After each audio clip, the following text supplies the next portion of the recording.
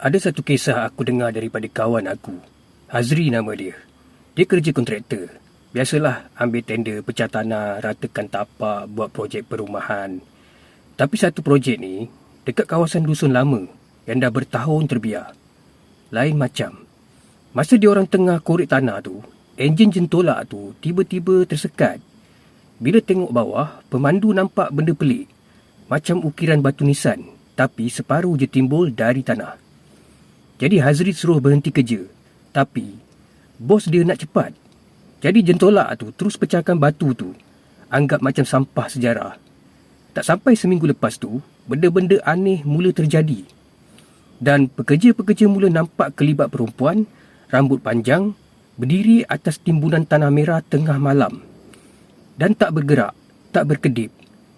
Jadi bila seorang pekerja beranikan diri nak dekat, dia pengsan. Dan lepas sedar tu, mulut dia tak boleh bercakap seminggu. Dan malam seterusnya tu, kemah pekerja ditiup angin kuat.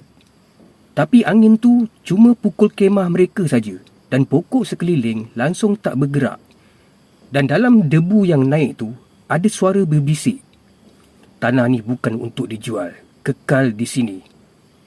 Jadi, Hazri ni cuba tahan bos dia. Dia kata tapak ni kena berhenti dulu bos. Buat bacaan, semak keadaan dia. Tapi bos ni gelakkan dia. Dan esoknya bos tu ditemui mati dalam kereta. Mata terbeliak, kuku reput, macam mayat dah seminggu. Walaupun dia baru mati malam tu. Dan akhirnya projek tu terbengkalai. Tapak kosong tu masih ada sampai sekarang.